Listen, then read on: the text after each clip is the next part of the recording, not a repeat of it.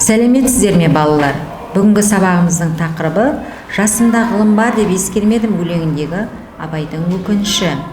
Сабағымыздың мақсаты көркем шығармадағы көтерілген мәселені ғибратта анықтау.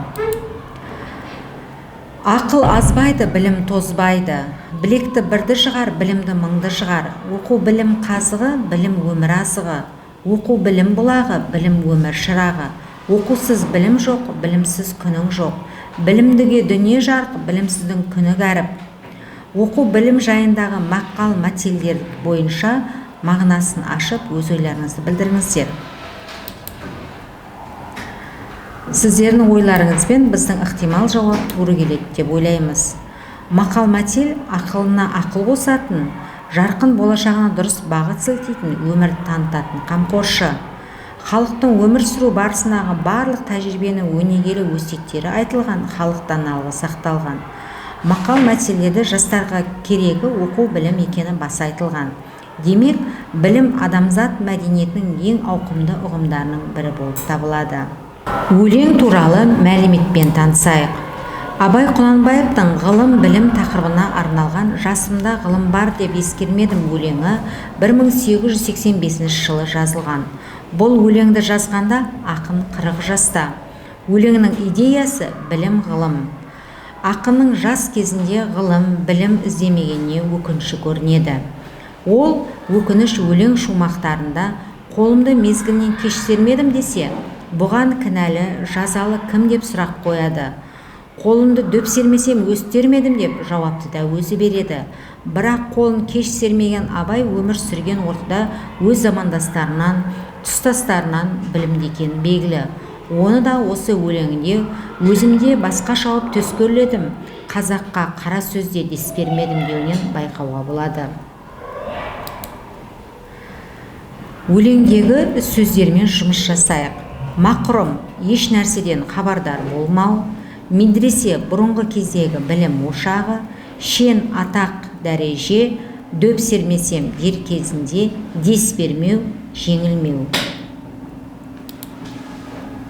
Балалар, енді өлең бойынша тапсырмаларды орындауға көшейік. Бірінші, әдеби шеңбер әдісі бойынша берілген шумақтардың идеясын анықтаңыз. Берілген шумақтардағы негізгі ақпараттарды анықтаңыз, ортақ ойды табыңыз. Бірінші шумақ. Жасымда ғылым бар деп ескермедім, пайдасын көре тұра тексермедім. Ержеткен соң түспеді уысыма, қолымды мезгілінен кеш сермедім. Өлеңнің негізгі идеясы жасында неге ғылым жолына түспедім деп өкінуі, оқу білімді шексіз ардақтауы. Екінші шумақ. Қолымды дөп сермесем өстермедім, адамның бір қызығы бала деген, баланы оқытуды жек көрмедім. Баламды медресеге білдеп бердім, қызмет қылсын, шен алсын деп бермедім. Негізгі идеясы мансап үшін емес, білу үшін оқу керек, білім арқылы мұратқа жету керек. Осы мақсатпен өз балаларын оқытуы. Үшінші шумақ. Өзімде басқа шауып төс көрледім, қазаққа қара сөзде дес бермедім. Еңбегіңді білерлік еш адам жоқ, түбінде тыныш жүргенді теріс көрмедім. Негізгі идеясы өз заманның ең білгірі, оқымыстысы бола тұра білгенін асынуы. Әр шумақтың негізгі идеясы жас кезден бастап өнер, білім, ғылым үйрену. Ортақ ойы ғылым, ақиқат пен жаңалық, ашушылық, ізгілік. Тірек сөздер ғылым, кеш сермеу, ескермеу, пайдасы, дес бермеу, дөп сермеу. Екінші тапсырмаға көшейік. Ой алаңы. Өлең жолдары берілген Абайдың сыныменен өз пікірлеріңізді сәйкестендіріп, болжамды жауаптарыңызды жасай отырыңыздар. Бірінші өлең жолы. Ержеткен соң түспеді уысыма, қолымды мезгілінен кеш сермедім. Абайдың сыны. Жас ұрпаққа ертеңгі өмірдің кем-кетігін бүтіндеу үшін жаңа терең білім алып, келер ұрпақтан үміт күтетінін айтады. Сіздің пікіріңіз. Әр адам өз өмірден өз орнын таба білу керек. Екінші, Жасымда ғылым бар деп ескермедім, пайдасын көре тұра тексермедім. Абайдың сыны адамның негізгі эстетикалық болмысының бастау көзі ғылымды игеруде жатыр. Соның пайдасын білуге негізделген. Сіздердің ықтимал жауаптарыңызбен біздің жауапты сәйкестендіріп көріңіз. Дүниенің көркін болжау үшін ғылымды игеру керек, оның пайдасын білу керек. Берілген шумаққа сатылай кешенді талдау жасап көрейік. Жасымда ғылым бар деп ескермедім, пайдасын көре тұра тексермедім. Ер жеткен соң түспеді уысыма, қолымды мезгілінен кеш сермедім. Болжамды жауаппен сәйкестендіріп көріңіздер. Авторы Абай Құнанбаев. Тақырып ғылым үйрену үшін уақытты босқа өткізбеу. Жанр түрі поэзия.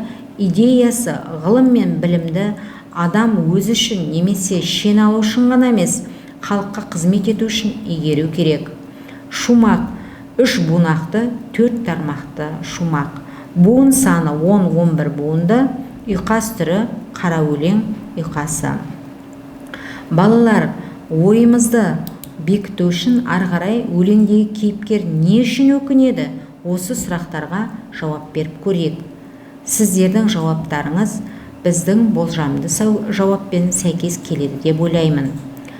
Өлеңдегі кейіпкер не үшін өкінеді? Біріншіден, жастық шағында ғылымның пайдасын білмегеніне. Екіншіден, ғылымның пайдасы өмірдің мәні екеніне үңілмегеніне. Үшіншіден, ғылым үйренетін мезгілдің өтіп кеткеніне. Төртіншіден, білген нәрсесін аз деп ойлауы. Бесіншіден, уақытында ғылым үйренсем деп кеш қалмас едім. Балалар, өлеңді талдап болсақ, үйге тапсырмалайық. Жасымда ғылым бар деп ескермедім, өлеңін жатқа айту. Осымен сабақ аяқталды. Білім алаңында келесі кездескенше аман сау болыңыздар.